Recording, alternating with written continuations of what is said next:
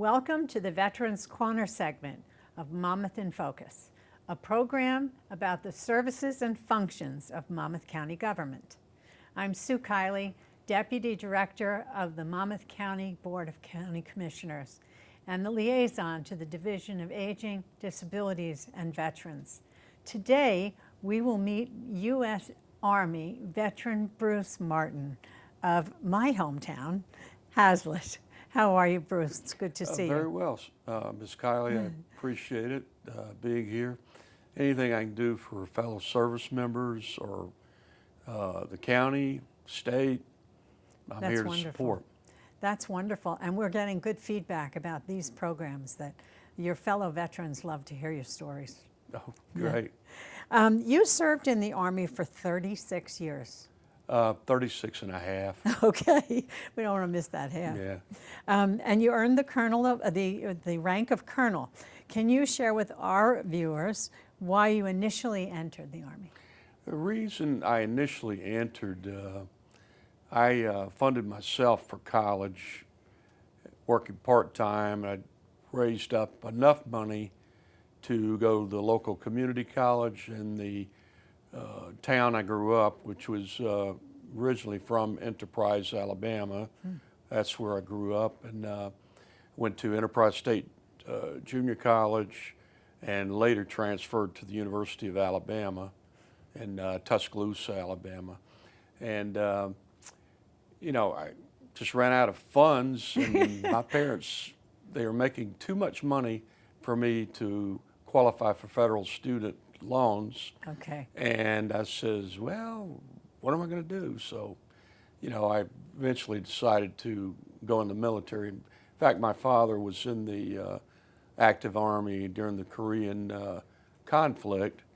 He didn't serve over there because he was seriously injured in a car accident while his unit was getting ready to deploy. My father kept pushing me, or not pushing it, saying, son, have you thought about joining the National Guard? And finally, I did after a year of these discussions. And I shipped off to the, signed up for the Alabama National Guard in January 1975. And by February 14th, Valentine's Day, I shipped for basic training to Fort Leonard Wood, Missouri. And it's the first time I'd ever flown in a passenger plane. So not too nervous, but you know, if you've never flown before, it's a different you don't experience. know what to expect. Right. But yeah, I did my 4 weeks, a little over 8 weeks of basic training, which was very interesting. Yeah. Oh. I've heard that from several of the people we've interviewed. I'm anxious to ask you about two important military campaigns that you served in, which was the Desert Storm, right, and the Iraqi freedom, right, in the early 1990s. I'm sorry, 19. Right. If you want to add it in there, the Cold War. Oh, okay. Because I served in Germany from October 1976 to 1978. I was in for a 4-year enlisted tour with the active Army. In September of 1975, I decided to go active duty. So I left the Guard and went into the regular U.S. Army. And my contract was for 4 years, and spent 2 of those in Germany, at Augsburg, Germany. I had my wife with me. We lived in Munich, Germany. I had to get up by 4:30 in the morning to leave on a military bus that we had, because we had about 50 families from my unit that I served with, which was the 1st Battalion, 30th Field Artillery in Augsburg.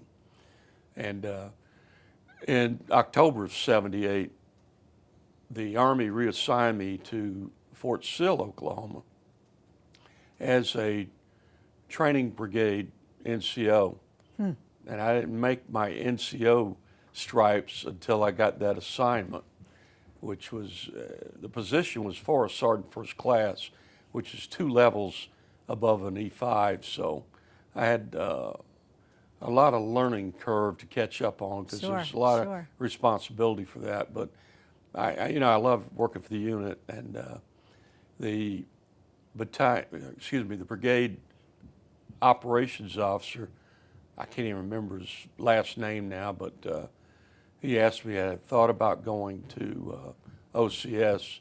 It's not the first time I wasn't asked that. In Germany, Captain Les Brown, with the operations officer for the artillery battalion I served with in Augsburg, he asked me, had I thought about it. I told him, sir, can I think about it a couple of days, speak to my wife, and I'll get back to you. Well, one of my friends in the unit, he was Specialist 4, which is under the grade of sergeant. Cap Brown had asked him, his name was Bob Newbert. Okay. He asked him, says, Specialist Newbert, have you thought about going to OCS, Officer Candidate School? He said, sir, all I want to do is drive the major and play softball for headquarters battery. Oh, good for him. Well, he was targeted on what he wanted, that's for sure. To get back to Desert Storm, a lot of soldiers in the reserve and guard who've never been called to active duty to deploy into a hostile region don't really understand what happens when you get in there, and I had a little bit of familiarity because of deploying with a artillery battalion with 500 soldiers in 1975, October. Wow. I'll never forget the phone call I got. I worked at that time at Fort Monmouth at the Communication Electronic Command. I saw that you worked at Fort Monmouth. Yeah, and I was working on a special project for resource management over in the finance section, right? And got a phone call at the desk, or whatever they call it, pod or whatever, that I was working in, and it was Brigadier General Crowley, Edward Crowley. He was the deputy commander for 78. He just wanted to tell me they'd like for me to come up to the headquarters that night. They wanted to discuss a few things with the current environment that's going on. That was in August of 1990. And so I called my wife and told her, I said, look, I got to go up to 78th headquarters tonight. Not going to be home until a little bit later. She says, what's going on? I says, can't really discuss it with you right now. When I get home, I'll let you know. But they wanted to let me know that I had been identified, not me, but my unit, the 920th Transportation Company, had been identified as a deployable unit for, I forget what it was called before it became, it was Desert Storm when we invaded Iraq. Okay. That became Desert Storm. Before that, it was called something else. Desert, I can't remember what the name was, but anyway, so we were up there for about 2 or 3 hours. They had me being briefed by the logistics officer, the personnel, senior personnel officer, senior logistics, intel officer, and a few other people there. And they identified a total of 3 units from the 78 that were on the list from DA, Department of the Army, to possibly be deployed. Well, I ended up being the only unit from the 78th to deploy, and we were the first unit out of the 78th Division that had gone in combat since World War II, because the 78th was a major part of combat in World War II.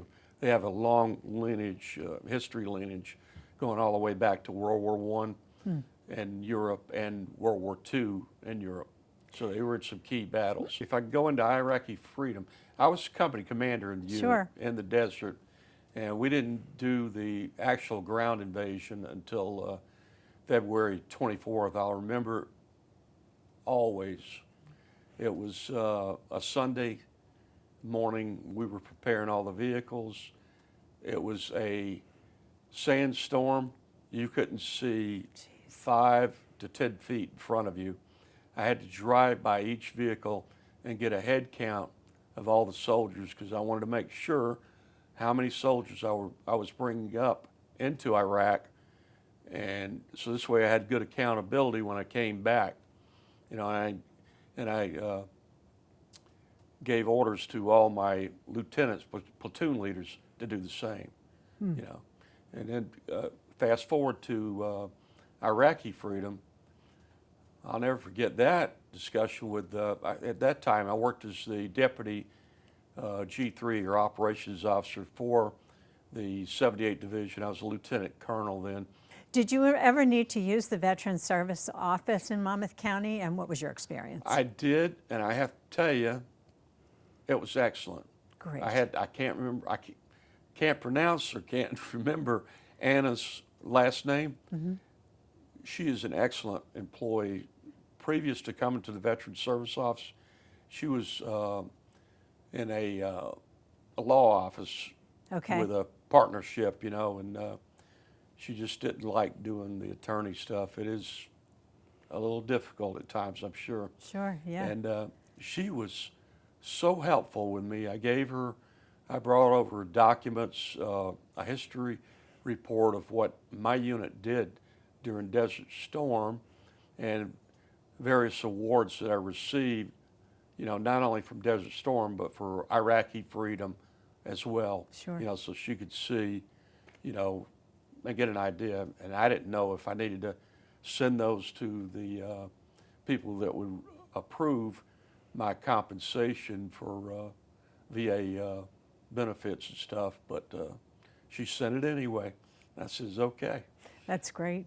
That's But great. she would, let me tell you, that whole office is very professional. They're very good at what they do. They want to help service members, and that's the key. And